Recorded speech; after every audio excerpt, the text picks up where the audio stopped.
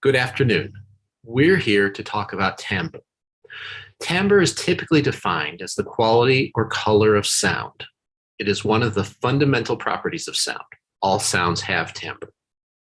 Despite this, musicians lack a generalized theory and coherent vocabulary for talking about and describing timbre. Whereas other qualities of musical sound have descriptive systems of varying precision, think about pitch, rhythm, meter, harmony, form, etc. We generally use much less precise terms when discussing timbre, and perhaps more strangely, descriptions of timbre are virtually non existent in notational systems. This is particularly problematic when one considers how defining timbre is to one's understanding and conception of sound. Those who aren't trained in music typically connect initially with music through timbre. Think of the child who walks into a music store and starts playing around on the display of electronic keyboards. Their initial interactions tend to be with the various timbres, the various sounds that the instrument can produce, rather than the notes.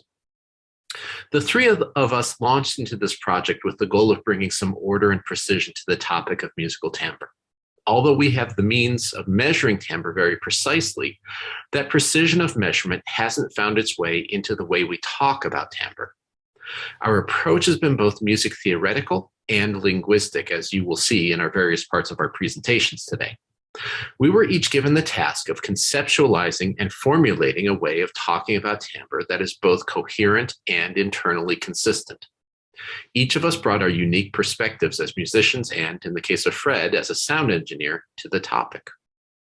It is our hope that the systems that we describe today will be integrated together to create a comprehensive theory of timbre that will allow us to use it as a language to describe not only the individual sounds of music, but also how those sounds are used to create narrative and meaning in music. So, keeping that in mind, let's start with Paul's model for hearing and understanding timbre. Thanks, Kent. Yes, the goal is to bring some order and precision. There are three steps, we think, to create a simple definition. The first is the actual range of the descriptor. Now, if we think of dynamics as an example, we are taught from an early age to consider the terms piano and forte, and then qualify them with the descriptor mezzo or the suffix issimo. This gives us a short and quickly understandable range that can express the volume of what is being heard relative to itself in time or within the context of an ensemble. And we can plot these along a y-axis on the graph and have the x-axis as the value of that object across the musical experience. This is a common language. It's taught, expressed, and then developed across the educational journey of the musician. Importantly, however, the value of piano and forte is not lost, no matter how developed the vocabulary of the musician becomes. Secondly, the plotting of that descriptor. If we turn our attention to timbre and go to a common first source for musical knowledge, Grove's Dictionary, we find Murray Campbell's comment. Timbre is a more complex attribute than pitch or loudness, which can be represented by a one-dimensional scale. There's the problem. You can't do timbre on a single scale. Otherwise, we'd have already done it. So if that's the problem, is it also its answer? What if a one-dimensional axis is stretched into a two-dimensional axis, a Cartesian plane? This stretching will allow for two sets of pair keywords to be used across the scale where the center point is a sine wave and the four quadrants of the graph can be used to chart the degree of difference away from that simple and continuous sound. Thirdly, and finally, what about these paired descriptors? What are the words we're going to use? Because that's potentially the most difficult and subjective element. But thankfully, Maxime Caron, Thomas Rotrou, François Dubois, Nicolas Mondrier, and Patrick Sussini published an article in 2017. They undertook an extensive literature and practitioner review, and they condensed a common working vocabulary of timbre into 12 frequently occurring words. Now, from that, I took it even further. And what I did is I found the nearest association of the 12 to one of the pairings that I've come up with. A pairing that was simple, that was workable, that was common and is easy to be understood as piano and forte. And here are the pairings: wet or dry, cold or warm. So with these three elements in place, we now have a workable foundational model. It's simple, it's communicable, it's translatable, and it does, we believe, cover the majority of timbral possibilities at this foundational level. So I'd like you to have a look at this graph for some examples. Just have a little look now. And then let's talk about this in the Q&A.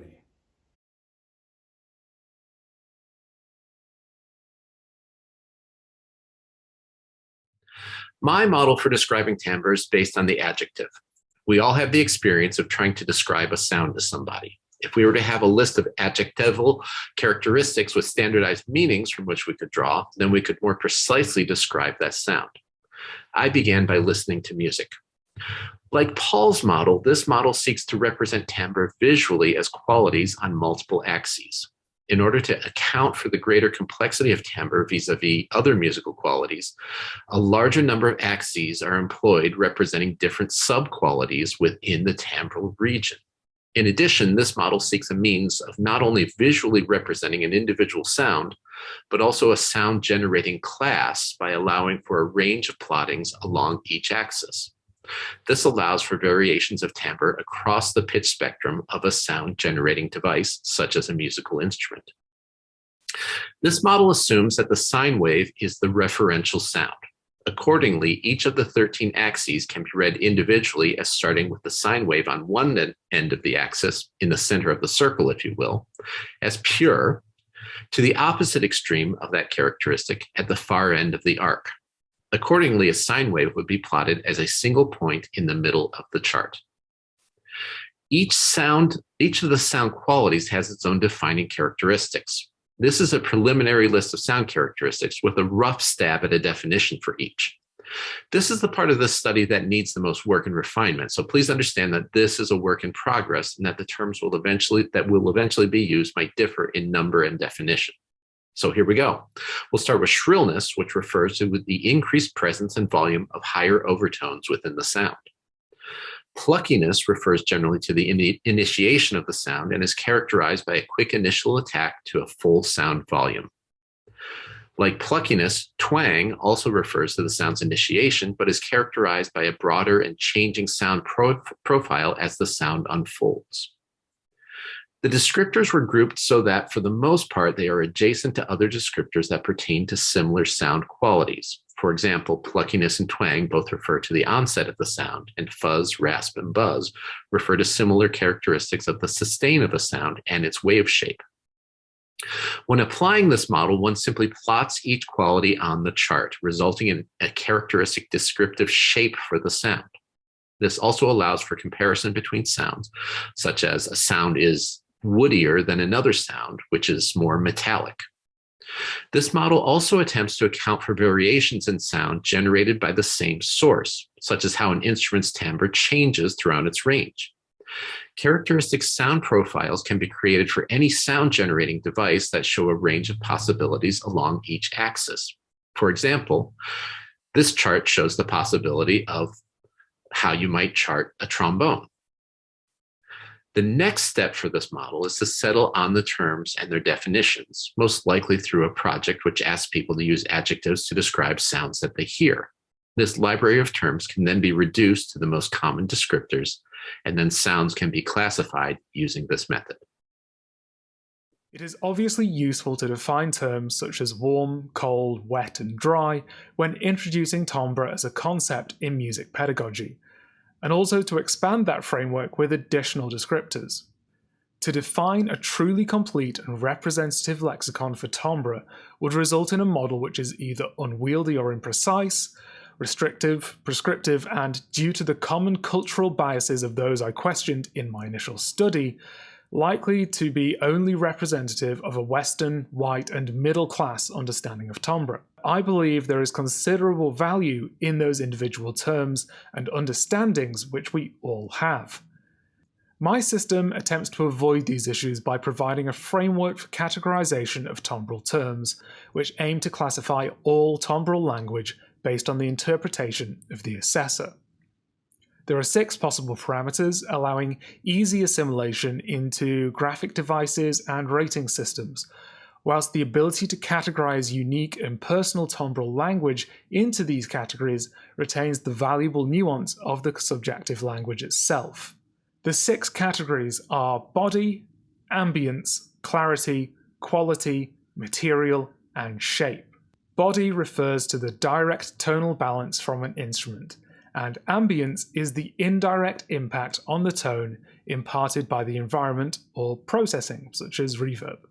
Clarity is defined as characteristics solely of the sound source, which affect the intelligibility of a sound. Quality is defined as the technical characteristics affecting the intelligibility of a sound. Material is associated with the impression of the construction of the instrument. The final of our 6 categories is a parameter called shape. This parameter includes language which indicates the nature of the transient or sustain of the sound. As a result, it is also possible to use this parameter to discuss the development of an amplitude envelope and also the changes in timbre which occur as a sound plays. With these categories, we can use a preference rating system to identify how desirable each parameter is to the sound in question. Effectively, we're rating how much we like the timbral qualities based on our personal understanding of the context. There are a few ways that we can represent the resultant data, whether to compare assessments of timbre, such as these impressions from a violinist and from a sound engineer of the quality of a violin's timbre, or to track changes in timbre over time, as with this sustained cello note. We can also categorize the terminology shown earlier in this presentation using this method. Moving forward with this idea, I hope to test the limits of this system and apply it to more real-world analysis tasks.